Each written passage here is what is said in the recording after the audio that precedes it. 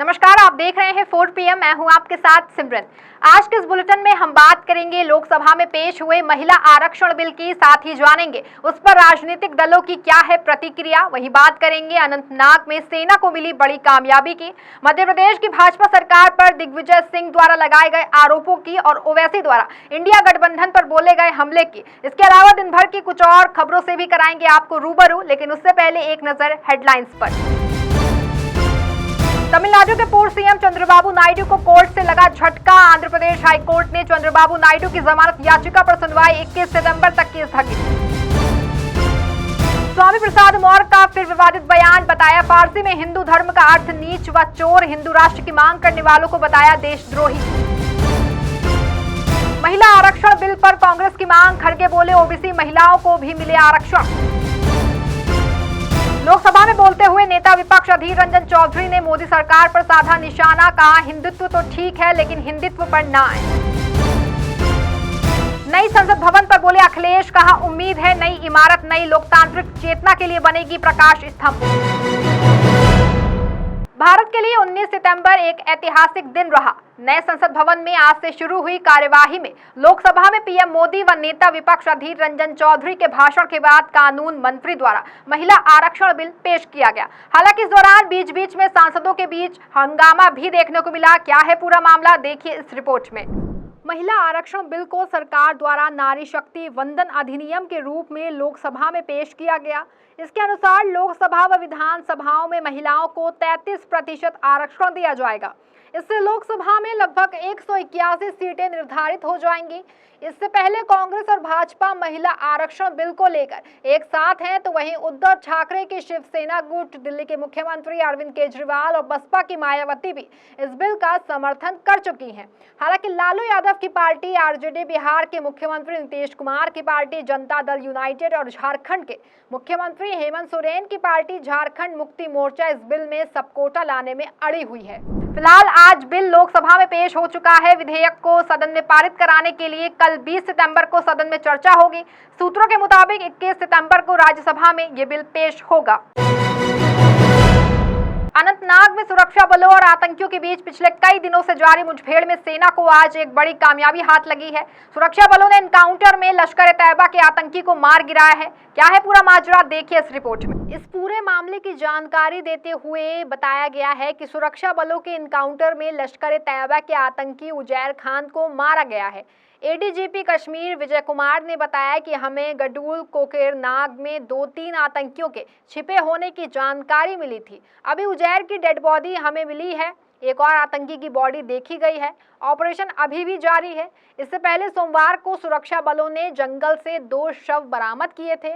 इसमें से एक की पहचान जवान प्रदीप सिंह के रूप में की गई है। प्रदीप अनंतनाग में मुठभेड़ के पहले दिन 13 सितंबर से लापता थे। इसी दिन कर्नल मनप्रीत सिंह, मेजर आशीष धौंचक और डीएसपी हुमायूं भट्ट शहीद हुए थे। गौरतलब है कि पिछले एक हफ्ते के दौरान कश्मीर में 3 जगहों पर मुठभेड़ हुई, जिसमें 5 जवान शहीद हुए हैं, जबकि अनंतनाग में 1, बारामूला में 3 और राजौरी में 2 यानी कुल 6 आतंकी ढेर हुए हैं। मुठभेड़ अभी भी जारी है।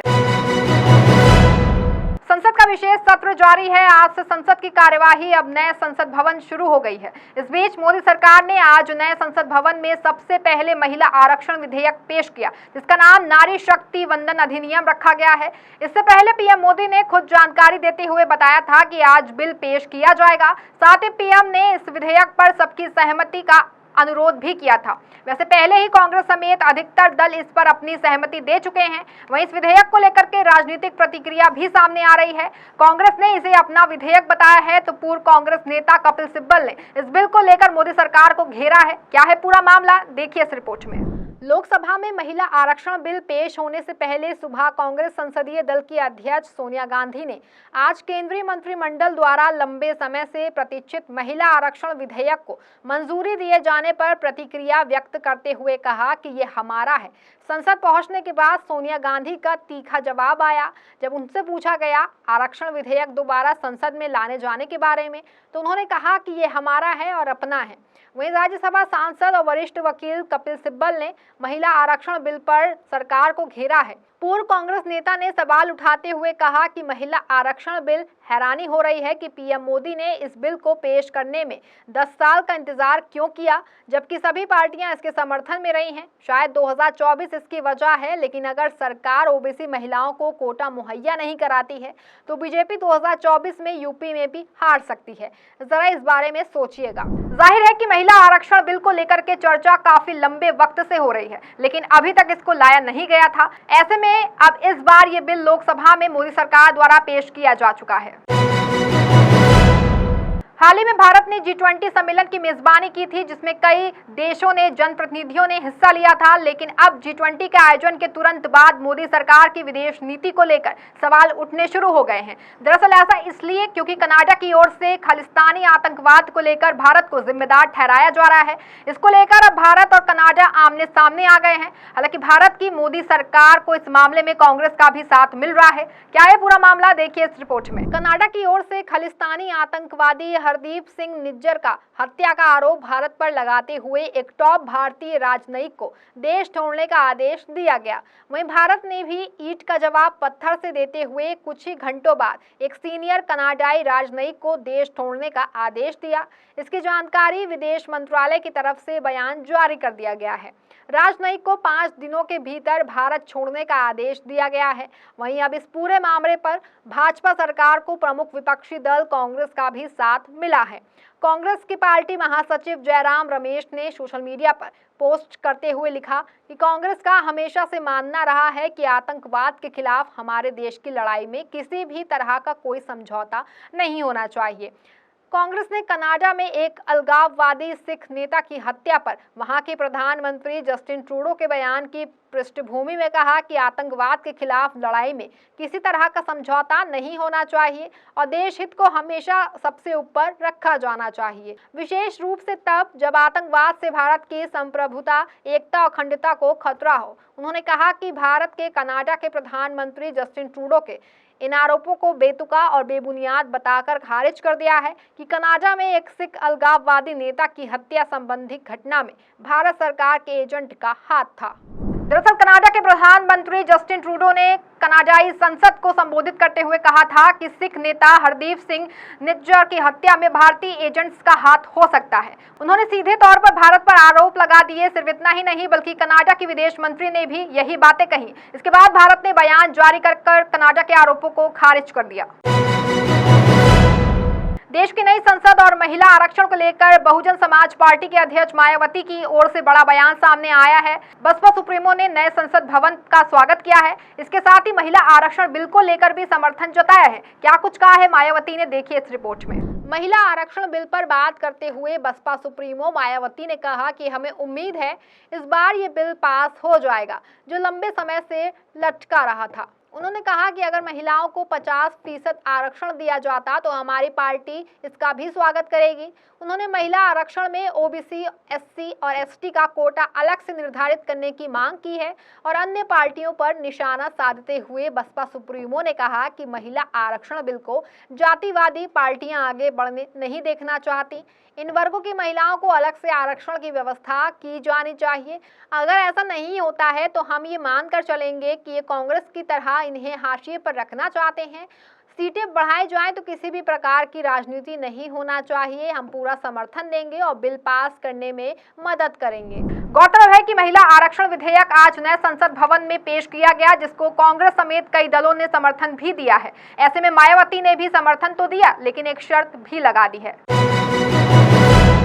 पुरानी संसद का आज आखिरी दिन था। पीएम मोदी समेत सभी सांसद पुरानी इमारत से नए संसद गए। इस दौरान मंत्रिमंडल, सांसद, विपक्ष के सांसद साथ साथ चले। इससे पहले पुरानी इमारत के सेंट्रल हॉल में विदाई समारोह रखा गया। ये तकरीबन 2 घंटे चला। इस दौरान पीएम नरेंद्र मोदी ने भाषण भी दिया। साथ ही उन्होंने पुरानी बिल्डिंग का नाम संविधान सदन रखने का प्रस्ताव भी रखा। क्या कुछ कहा पीएम मोदी ने, देखिए इस रिपोर्ट में। प्रधानमंत्री मोदी ने कहा कि ये भवन, ये सेंट्रल हॉल एक प्रकार से हमारी भावनाओं से भरा हुआ है, हमें भावुक भी करता है और कर्तव्य के लिए प्रेरित भी करता है। आज़ादी पूर्व से ये खंड एक प्रकार से लाइब्रेरी के लिए इस्तेमाल होता था। उन्होंने कहा कि बाद में संविधान सभा की बैठक शुरू हुई और इसके बाद हमारा संविधान यहीं पर आकार लिया। पीएम मोदी ने कहा कि मेरी प्रार्थना और सुझाव है कि जब हम नए संसद भवन में जा रहे हैं तो पुराने संसद भवन की गरिमा कभी भी कम नहीं होना चाहिए। इसे सिर्फ पुराना संसद भवन कहकर छोड़ दें, ऐसा नहीं होना चाहिए। अगर आप सबकी सहमति हो तो इसे भविष्य में संविधान सदन के नाम से जाना जाए। इससे पहले लोकसभा और राज्यसभा के सभी सदस्यों ने सुबह सेंट्रल हॉल के पास एक साथ फोटो सेशन कराया। इस दौरान पीएम मोदी, सोनिया गांधी, राहुल गांधी समेत सत्ता और विपक्ष के सभी सांसद मौजूद रहे।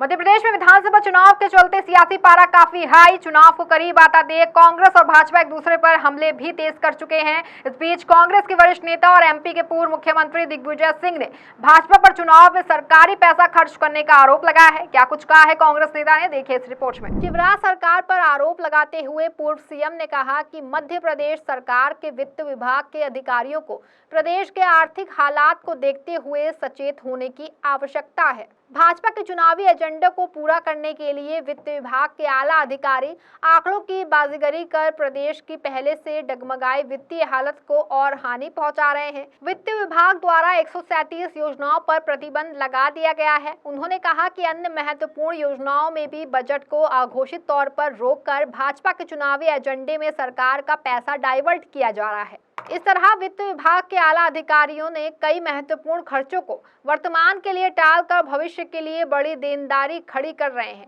पूर्व सीएम ने बताया कि मुझे सूचना मिली है, इसके लिए वरिष्ठ अधिकारियों द्वारा निचले अधिकारियों पर मनमाफिक नोटशीट लिखने के दबाव बनाया जा रहा है। आरोप लगाने के साथ पूर्व सीएम दिग्विजय ने अधिकारियों को चेतावनी देते हुए कहा कि मैं गड़बड़ करने वाले अधिकारियों को चेतावनी देना चाहता हूं कि कांग्रेस की सरकार आने के बाद इन कार्यकलापों की सघन जांच कराई जाएगी और गड़बड़ी करने वाले अधिकारियों के खिलाफ सख्त कार्रवाई की जाएगी, चाहे वो किसी भी वरिष्ठता के क्यों ना हो।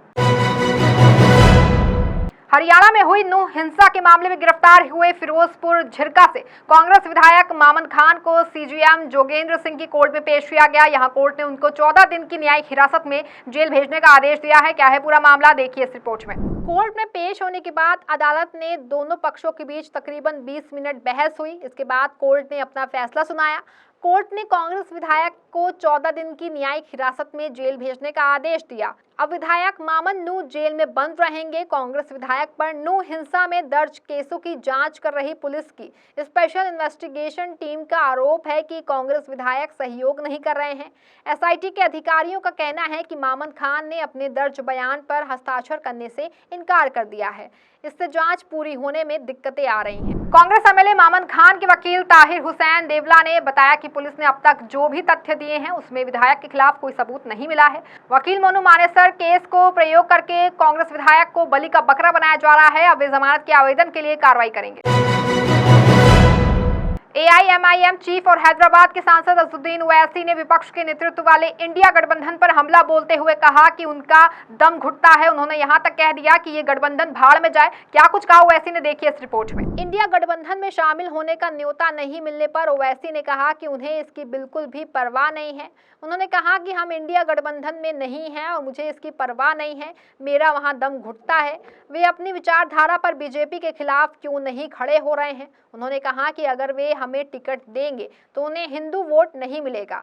इस दौरान हैदराबाद सांसद ने कांग्रेस सांसद राहुल गांधी पर भी निशाना साधते हुए कहा कि वायनाड में राहुल की डूबती नैया को मुस्लिम लीग ने बचाया था जब वो 2019 लोकसभा चुनाव में अमेठी सीट से हार गए थे। ओवैसी ने कहा कि वायनाड से जीते क्योंकि वहां मुस्लिम लीग है, मुस्लिम लीग ने उन्हें डूबने से बचाया। जाहिर है कि ओवैसी की एआईएमआईएम विपक्षी गठबंधन इंडिया का हिस्सा नहीं है और यही वजह है कि ओवैसी विपक्षी गठबंधन पर जब तब हमला बोलते रहते हैं। इस बुलेटिन में फिलहाल बस इतना ही। ऐसी ही बड़ी तमाम खबरों से जुड़े रहने के लिए देखते रहें 4PM। धन्यवाद।